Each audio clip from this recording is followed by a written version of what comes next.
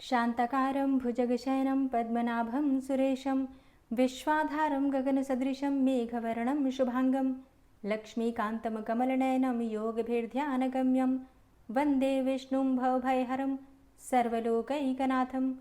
हरे कृष्णा। विष्णु सहस्त्रनाम स्तोत्र। भगवान श्री हरि विष्णु जो कि जगत के पालनहार हैं, उनकी कृपा की प्राप्ति के लिए, उनकी प्रसन्नता के लिए विष्णु सहस्त्रनाम स्तोत्र का पाठ किया जाता है। इस पाठ को करने से शास्त्रों में इस प्रकार का वर्णन आता है कि धर्म, अर्थ, काम और मोक्ष चारों पदार्थों की प्राप्ति हो जाती है इस स्तोत्र का पाठ करने मात्र से। तो प्रतिदिन अगर आप पाठ कर लेते हैं तब तो अत्यंत ही श्रेष्ठ है। अगर किसी कारणवश नहीं कर पा रहे हैं, जैसे कि समय ना हो या फिर संस्कृत पढ़ने में दिक्कत होती है, तो ऐसी अवस्था में आप इस पाठ को सुन भी सकते हैं। दोस्तों, आज की वीडियो में मैं आपसे बात करने वाली हूँ कि अगर आप विष्णु सहस्त्र नाम का पाठ करना चाहते हैं, पढ़ना चाहते हैं स्वयं से, तो किस प्रकार से आप इस पाठ को कर सकते हैं, नियम क्या होते हैं, किस प्रकार से आपको नियम पालन करना है जब आप ये पाठ प्रारंभ करते हैं, तो संकल्प कैसे लेंगे। और इस पाठ को करते समय बहुत सारे भक्तों के मन में ये प्रश्न होते हैं कि हम क्या खाएं। मांस मदिरा का सेवन बहुत से लोग करते हैं, तो उनका प्रश्न होता है कि क्या हम इस पाठ को कर सकते हैं, या फिर लहसुन प्याज खा सकते हैं या नहीं, या ब्रह्मचर्य का पालन करना पड़ेगा क्या इस पाठ को करते समय। तो इस प्रकार के जो कमेंट्स आते हैं आप लोगों के, उन सभी कमेंट्स के आपको आज की वीडियो में उत्तर भी मिल जाएंगे और संपूर्ण विधि शेयर करूंगी कि किस प्रकार से आप इस पाठ को प्रतिदिन कर सकते हैं। अगर आप किसी मनोकामना के लिए इस पाठ को करना चाहते हैं तो इस पाठ को करने के क्या नियम होंगे, और अगर आपकी कोई मनोकामना नहीं है, सिर्फ निष्काम भाव से भगवान श्री हरि विष्णु की कृपा की प्राप्ति के लिए इस पाठ को कर रहे हैं, तब आपको किस बात का ध्यान रखना है, तो संपूर्ण जानकारी इस पाठ से संबंधित आपको आज की वीडियो में शेयर करूंगी। बहुत महत्वपूर्ण है आज की वीडियो, आपके प्रश्नों पर ही आधारित है ये वीडियो, रिक्वेस्टेड वीडियो है, तो वीडियो को अंत तक ज़रूर देखिएगा। और अगर वीडियो पसंद आए तो इसे लाइक भी कीजिएगा और संभव हो तो शेयर भी कीजिएगा। चलिए बात करते हैं सबसे पहले कि इस पाठ को करने के फ़ायदे क्या होते हैं, किसे ये पाठ करना चाहिए। अगर आप इस पाठ को करना चाहते हैं तो कैसे इस पाठ को करेंगे आप। देखिए, सबसे पहले जानते हैं फ़ायदे क्या होते हैं। तो इस पाठ को करने से किसी भी प्रकार की आपकी परेशानी हो समाप्त हो जाती है, कोई भी कामना हो पूर्ण हो जाती है, भगवान श्री हरि विष्णु की असीम कृपा प्राप्त होती है, क्योंकि ये मंत्र जो है, ये स्तोत्र जो है, भगवान श्री हरि विष्णु को अत्यंत प्रिय है। इस स्तोत्र में भगवान श्री हरि विष्णु के सहस्त्र नाम है, अर्थात 1000 नाम हैं।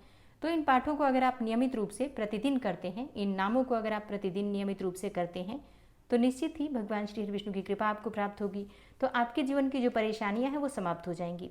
बाकी अगर जो ग्रंथ ये आपके पास है तो आप इसके प्रारंभ में ही पढ़ेंगे तो भीष्म जी और युधिष्ठिर जी का संवाद है, जिसमें भीष्म जी बता रहे हैं युधिष्ठिर को कि इस पाठ को करने से आपको क्या क्या फ़ायदे होते हैं, कौन कौन सी परेशानियों से आपको मुक्ति मिल जाती है। तो जैसा मैंने आपको बताया, इस पाठ को करने से धर्म, अर्थ, काम और मोक्ष चारों पदार्थों की प्राप्ति हो जाती है।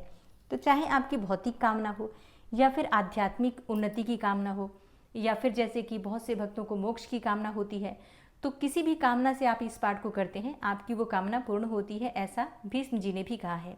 तो जब आप इस पाठ को करेंगे तो प्रारंभ में ही आपको इस पाठ के जो फ़ायदे हैं वो आपको पता चल जाएंगे।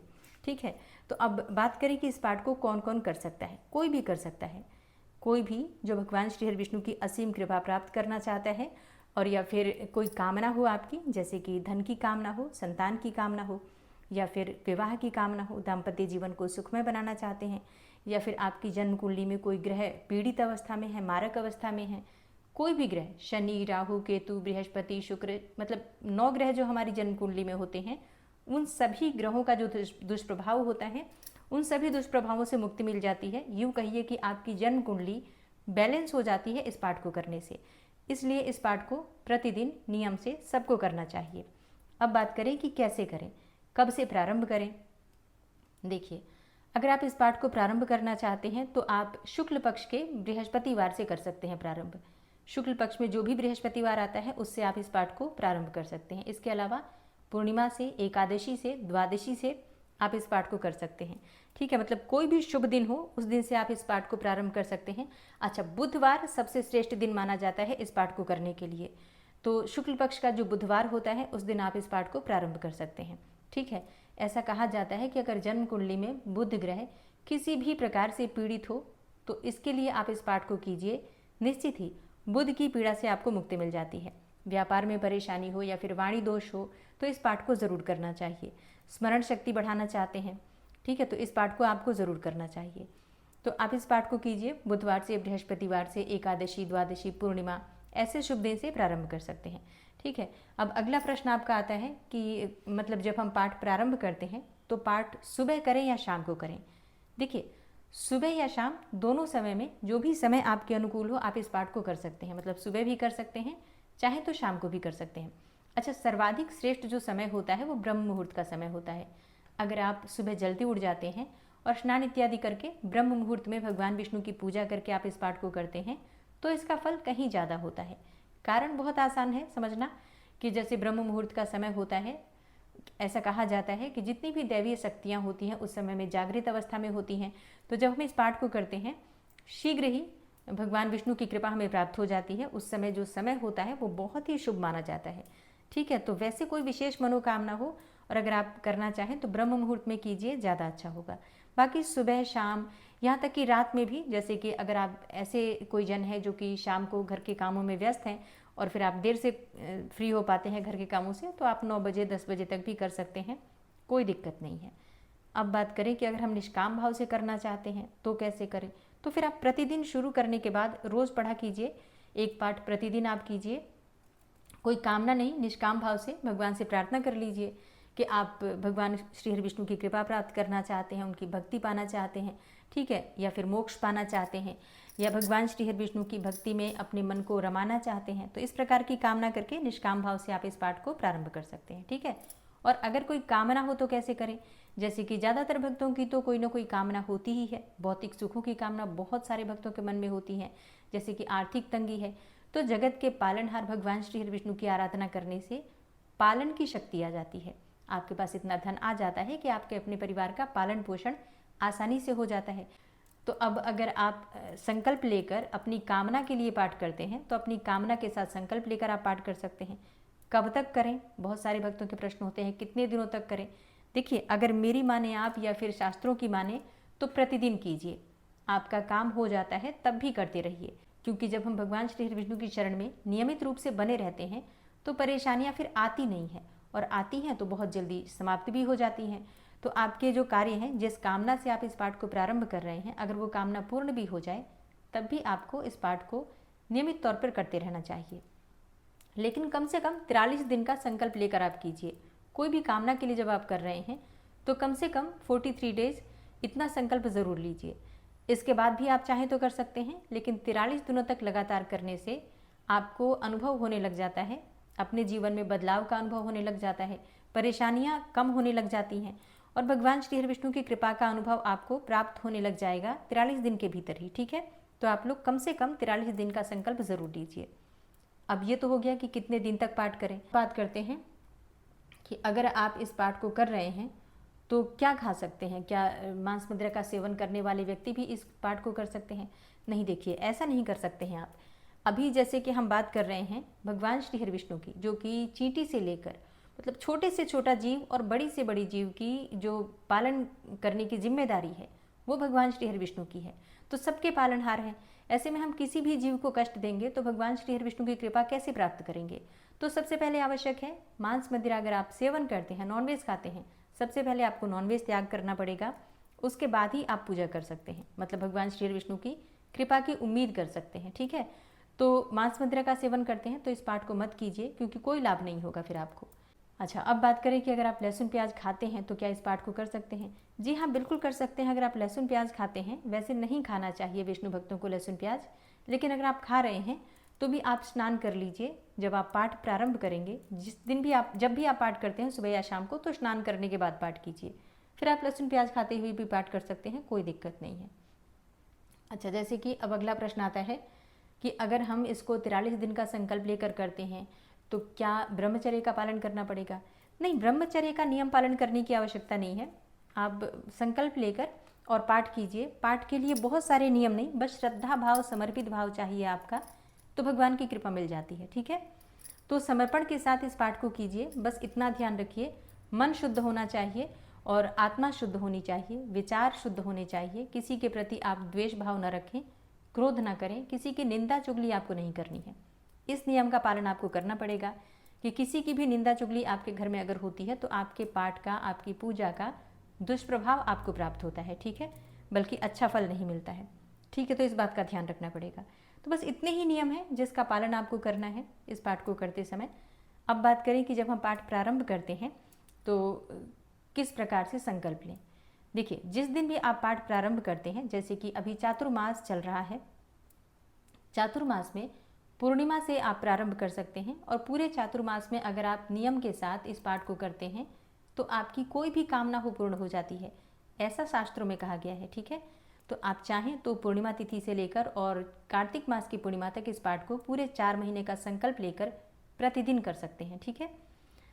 अब जिस दिन आपको पाठ प्रारंभ करना हो तो उस दिन आपको प्रातःकाल जल्दी उठ जाना है। उठकर नित्य कर्मों से निवृत्त होकर स्नान कर लीजिए। स्नान करने के बाद हो सके तो पीले वस्त्र धारण कीजिए या फिर कोई शुभ रंग के वस्त्र धारण करके पूजा प्रारंभ कीजिए। सूर्यदेव को जल दीजिए, फिर उसके बाद अपने घर के मंदिर में विधि विधान से पूजा कर लीजिए। भगवान श्री विष्णु का जो भी विग्रह आपके पास है, जैसे कि लड्डू गोपाल जी हों या फिर शालिग्राम जी हों या भगवान श्री हरि विष्णु का चतुर्भुज स्वरूप हो या फोटो हो, जो भी हो आपके पास, उनके विधि विधान से पूजा कर लीजिए। अभिषेक कर सकते हैं अगर विग्रह है तो, विग्रह नहीं है तो वैसे ही पूजा कर लीजिए। और धूप दीप पुष्प इत्यादि अर्पित करके जब आप पूजा कर लेते हैं तो आप संकल्प लीजिए। अपने दाहिने हाथ में जल और पुष्प लेकर और भगवान के सामने भगवान को साक्षी मानकर आपको संकल्प लेना है कि आप विष्णु सहस्त्र नाम का पाठ प्रारंभ कर रहे हैं आज से। अच्छा, पहले नाम बोलिए, फिर गोत्र बोलिए अपना, और इसके बाद जहाँ पर भी आप रह रहे हैं उस स्थान का एड्रेस बोलना है आपको, और फिर आप पाठ प्रारंभ कीजिए। फिर आपको संकल्प लेना है अपनी कामना का, निष्काम भाव से या सकाम भाव से आप इस पाठ को कर रहे हैं तो अपनी कामना का संकल्प ले लीजिए और भगवान से प्रार्थना कीजिए कि आप इस पाठ को करना चाहते हैं। अपनी कामना बता दीजिए और इसके बाद उनसे प्रार्थना कीजिए कि इस पाठ में कोई भी भूल चूक हो जाए तो क्षमा प्रार्थना कर लीजिए। और इसके बाद मतलब भगवान के सामने आपके हाथ में जो सामग्री है अर्पित कर दीजिए और इसके बाद पाठ आप कर सकते हैं। भगवान गणेश का ध्यान करके पहले और फिर पाठ किया जाता है, ठीक है। तो इस प्रकार से आपको पाठ करना है। पाठ आप प्रतिदिन एक ही समय पर कीजिए, ज़्यादा अच्छा होगा। मतलब अगर कोई विशेष मनोकामना है तब तो आपको विशेष रूप से ध्यान रखना है कि समय एक हो, चाहे सुबह करें या फिर शाम को करें, एक ही समय पर करें। टाइम भी अगर टाइम भी अगर आप एक ही टाइम निश्चित रखते हैं, जैसे कि 8 बजे या फिर 7 बजे या फिर 6 बजे, कोई भी एक ही टाइम प्रतिदिन करते हैं तो और भी अच्छा होता है, ठीक है। जितना नियम पालन आप करते हैं ना, उतनी ही जल्दी आपकी कामना पूर्ण होती है। बहुत सारी चीज़ें, जैसे कि आप अगर 8 बजे कर रहे हैं प्रतिदिन, तो प्रतिदिन 8 बजे ही कीजिए, इसका फल आपको जल्दी मिलता है। और कभी आप 8 बजे कर रहे हैं, कभी 5 बजे भी कर लेते हैं, कभी जब मन करता है तो सुबह कर लेते हैं, कभी शाम को कर रहे हैं, तो फिर आपके फल में अंतर आ जाता है, ठीक है। जितना हम ध्यान ईश्वर का रखते हैं इतना ही ईश्वर हमारे ऊपर भी ध्यान रखते हैं, बस इतना ध्यान रखिए। तो पाठ आप संकल्प के साथ शुरू कीजिए, विधि विधान से पूजा करने के बाद। और जितने भी दिन का संकल्प लेते हैं बिल्कुल नियम पूर्वक आपको संकल्प के साथ पालन करना है। इस नियम का प्रतिदिन पाठ करना है। और फिर अंतिम दिन जो भी, जैसे 43 दिन का संकल्प ले रहे हैं तो 43वें दिन आपको फिर भगवान श्री विष्णु की पूजा करके और बेसन के लड्डू का भोग लगा दीजिए।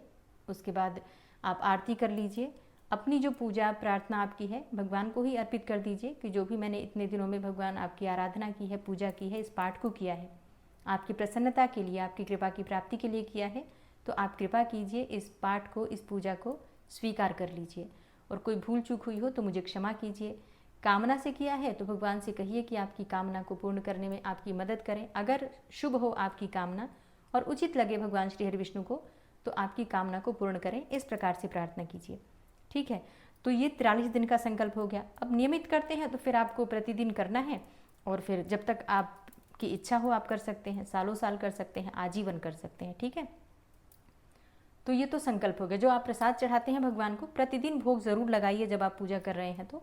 और जो भी भोग लगाते हैं परिवार के सदस्य बाद में मिलकर वितरित करके ग्रहण कीजिए, इससे भी भगवान का आशीर्वाद मिलता है, ठीक है।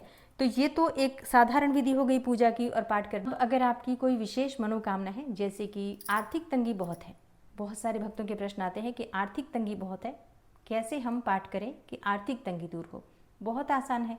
जैसे कि आप पाठ करते हैं विष्णु सहस्त्र नाम का, तो इससे पहले एक बार कनकधारा स्तोत्र का पाठ कर लीजिए और इसके बाद एक बार कनकधारा स्तोत्र का पाठ कर लीजिए, ठीक है। तो धनागमन नहीं हो रहा है अगर, तो धनागमन की संभावना आपकी बनने लग जाती है। बहुत जल्दी आपको अंतर दिखता है। तो धनागमन के लिए आपको कनक धारा स्तोत्र का पाठ एक बार पहले और एक बार बाद में करना होता है प्रतिदिन, ठीक है। मतलब 2 बार कनक धारा करेंगे आप और फिर बीच में विष्णु सहस्त्र नाम का पाठ करेंगे। ये आपको प्रतिदिन नियम से करना है और संकल्प के साथ कीजिए, निश्चित कर लीजिए। जितना लंबा आप संकल्प लेते हैं, जैसे कि 43 दिन तो सबसे छोटा टाइम बताया मैंने, आप चाहें तो 3 महीने का ले सकते हैं, 90 दिन का, या फिर आप 6 महीने का ले सकते हैं। कंटिन्यू कीजिए इस चीज़ को और देखिए अंतर आपके जीवन में कितनी जल्दी आता है। अगर आपके जीवन में, मतलब कई भक्तों की ऐसी परेशानी है कि संतान नहीं है, विष्णु सहस्त्र नाम का पाठ कीजिए, निश्चित आपकी कामना पूर्ण होगी। कैसे होगी कि आपको श्री सूक्त का पाठ इससे पहले करना है। अच्छा, श्री सूक्त को जब हम पढ़ते हैं पहले और बाद में, तो श्री सूक्त में सभी प्रकार की लक्ष्मी आपको प्राप्त हो जाती है। मतलब अष्ट लक्ष्मी के लिए आप श्री सूक्त का पाठ करते हैं, या फिर अष्ट लक्ष्मी स्तोत्र जो है, जो इंद्र द्वारा रचित है, आप उसका पाठ कर सकते हैं। वैसे ही जैसे कनक धारा का मैंने बताया, कनक धारा की बजाय एक बार पहले आपको कनक श्री सूक्त पढ़ना है, एक बार बाद में पढ़ना है।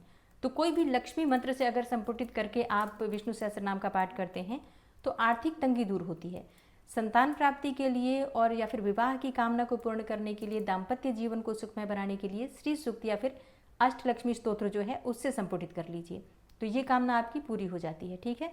तो जितनी कामनाएं हैं सब सिर्फ विष्णु सहस्त्रनाम स्तोत्र से ही पूर्ण हो जाती है। लेकिन जब हम श्री हरि विष्णु और माता लक्ष्मी की संयुक्त आराधना करते हैं तो हमारी कामना उन दोनों के आशीर्वाद से जल्दी पूर्ण होती है, ठीक है। अब आपका प्रश्न आता है कि जब हम इस पाठ को कर रहे हैं, मान लीजिए पीरियड्स की अवस्था में है महिलाएं, तो बीच में क्या करें। तो उतने दिनों तक आप छोड़ दीजिए, मतलब मजबूरी है वो आपकी, उतने दिनों तक आप पाठ मत कीजिए और उसके बाद आप पाठ कर लीजिए। जितने दिन आप पाठ करेंगे उतने दिन का पाठ गिना जाएगा। अच्छा, पीरियड्स के दिनों में आप पढ़ नहीं सकते हैं लेकिन सुन तो सकते हैं, तो आप उसी समय पर मोबाइल पर सुन लिया कीजिए पाठ, ठीक है। ये आप नियम रखिएगा। अच्छा, अब आपका प्रश्न आता है कि जब हम विष्णु सहस्त्रनाम का पाठ करते हैं तो कितना पाठ करना होता है, मतलब कहाँ से कहाँ तक है। देखिए, यहाँ से पाठ प्रारंभ होता है।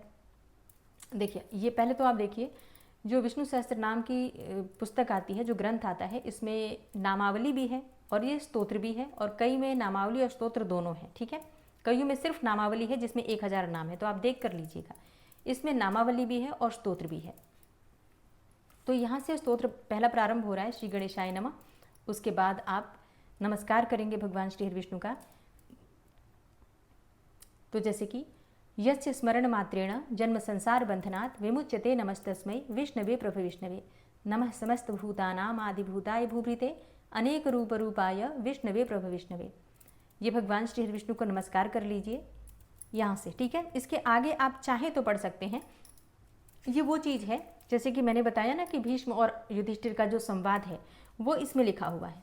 तो ये प्रतिदिन पढ़ने की आवश्यकता नहीं, लेकिन पहले दिन जब आप लेकर आते हैं ये ग्रंथ तो ज़रूर पढ़ लीजिए। इसमें सब चीज़ें लिखी हुई हैं कि क्यों इस पाठ को करें और कैसे पढ़ें और कितने सारे इसके फ़ायदे हैं। तो ये भीष्म जी ने वर्णन किया है युधिष्ठिर से। तो पहले दिन पढ़ लीजिए, प्रतिदिन इसकी आवश्यकता नहीं। प्रतिदिन आप ये पढ़ लीजिए, ठीक है। 2 श्लोक ऊपर जो हैं नमस्कार के, और इसके बाद यहाँ आ जाइए ध्यान से, ठीक है। यहाँ ध्यान करना है भगवान विष्णु का। तो अपने हाथ में पुष्प ले लीजिए, पीले रंग का या कोई भी पुष्प जो आपके पास उपलब्ध है, और ध्यान करके भगवान विष्णु का और इस मंत्र को पढ़िए। शांताकारं भुजगशयनं पद्मनाभं सुरेशं विश्वाधारं गगन सदृशं मेघवर्णं शुभांगं लक्ष्मीकांतं कमलनयनं योगभिर्ध्यानगम्यं वंदे विष्णुं भवभयहरं सर्वलोकैकनाथम। ध्यान करने के बाद आपके हाथ में जो पुष्प है भगवान के चरणों में अर्पित कर दीजिए। अब इसके बाद यहाँ पर पाठ प्रारंभ है, श्री विष्णु सहस्त्रनाम स्तोत्र, यहाँ से पाठ प्रारंभ है। ये आपके श्लोक हैं जो पढ़ना है आपको। यहाँ पहले संस्कृत में श्लोक दिया हुआ है, फिर हिंदी में इसकी मीनिंग बताई गई है, अर्थ बताया गया है। आप चाहें तो इसे भी पढ़ सकते हैं, पर इतना समय नहीं होता है सबके पास, तो आपको सिर्फ स्तोत्र पढ़ना है। ये फिर दूसरा नंबर, बीच वाला आप छोड़ते जाइए। आपके पास जब समय हो तो अर्थ सहित आप पढ़कर अर्थ समझ सकते हैं। तो यहाँ से पाठ प्रारंभ कर लीजिए। यहाँ पर ओम है पहले, तो ओम पहले पढ़ लीजिए। उसके बाद पढ़िए विश्वं विष्णुर्वषट्कारो भूत भव्य भवत् प्रभु भूत प्रेत भूतभृत भावो भूतात्मा भूतवाहना भूतात्मा परमात्मा च मुक्तानां परमागति अव्यय पुरुषः साक्षी क्षेत्रज्ञो अक्षरेव च योगो योग विदाम नेता प्रधान पुरुषेश्वर नारसिंह वपु श्रीमान केशव पुरुषोत्तम सर्व शर्व शिव स्थाणुर्भूतातिर्निर्व्यय संभवो भावनो भर्ता प्रभवः प्रभुरीश्वर स्वयंभू शंभुरादित्य पुष्कराक्षो महास्वर अनादिनिधनो धाता विधाता था तुरुत्तमा, अप्रमेयो ऋषिकेश पद्मनाभो अमर प्रभु, विश्वकर्मा मनुस्त्वष्टा स्थविष्टा स्थविरोध्रुव। तो ये आप अपने हिसाब से जैसे भी सुर में राग में आप गा सकते हैं, आराम से पढ़ सकते हैं, जितना भी आपके पास टाइम हो। अभी मैं पढ़ के बताऊंगी तो बहुत टाइम लगेगा। हाँ, अगर आप सुनना चाहते हैं तो मैं आपको बता दूं, विष्णु सहस्त्र नाम की स्तोत्र की वीडियो चैनल पर डाल रखी है, आप सुन सकते हैं। सिर्फ 10 मिनट में आपको पूरा विष्णु सहस्त्र नाम स्तोत्र सुनने को मिल जाएगा, तो आप वहाँ से सुन सकते हैं। श्री सूक्त भी सुन सकते हैं, ठीक है।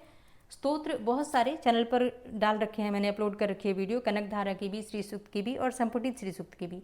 तो आर्थिक तंगी के लिए आप लोग उन स्तोत्र को ज़रूर सुना कीजिए अगर आप पढ़ नहीं पा रहे हैं तो, ठीक है। तो ये आप पूरा यहाँ तक है जो आपको पूरा पढ़ना है। कितने स्तोत्र हैं, यहाँ तक है। ये 1107 श्लोक हैं पूरे इसमें, जिसमें कि 1000 नाम भगवान विष्णु के दिए गए हैं। तो आप यहाँ तक पूरा कीजिए, 1000 नाम तक स्तोत्र वहाँ से पढ़ के यहाँ तक 107 श्लोक यहाँ इस किताब में है, ठीक है। अब जैसे कि यहाँ पर है फलश्रुति, तो बहुत सारे भक्तों के प्रश्न आते हैं कि क्या फलश्रुति भी पढ़ें।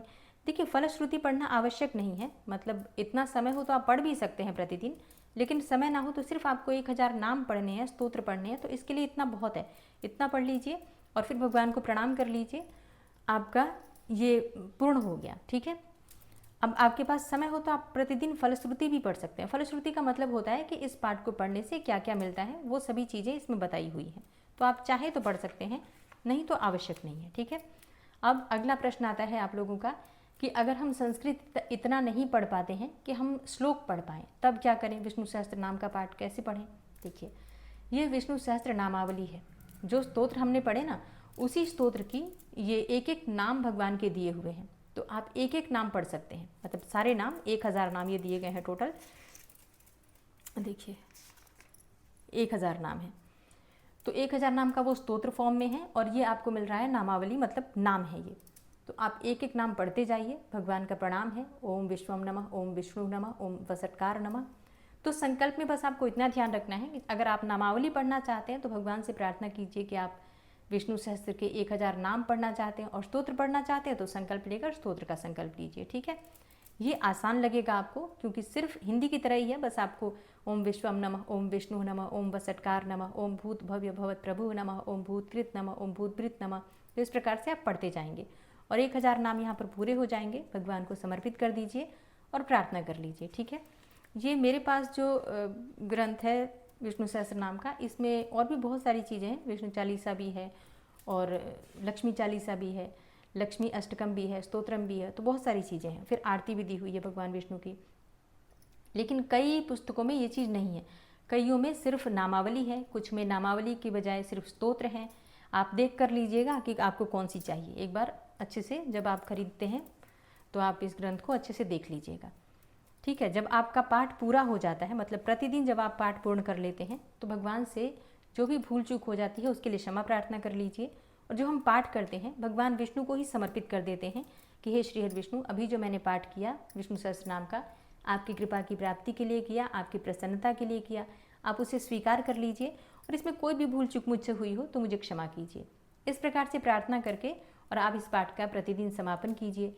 फिर उसके बाद से जो आसन पर आप बैठे हैं उस आसन के नीचे थोड़ा सा जल डालकर और 2 उंगलियों से ऐसे लगाकर और माथे पर लगा लीजिए, ठीक है। ये नियम से आपको प्रतिदिन क्षमा प्रार्थना करना है। और पाठ प्रारंभ करते हैं तो प्रतिदिन संकल्प लेना आवश्यक नहीं है, लेकिन प्रतिदिन प्रार्थना करना पाठ से पहले आवश्यक है कि हे श्री हरि विष्णु, आपकी कृपा की प्राप्ति के लिए मैं इस पाठ को कर रहा हूँ या कर रही हूँ, ठीक है। बस इतना ध्यान रखिएगा। तो इस पाठ से जुड़े हुए वैसे जितने भी आप लोगों के प्रश्न थे, मैंने उसके उत्तर लगभग दे दिए हैं।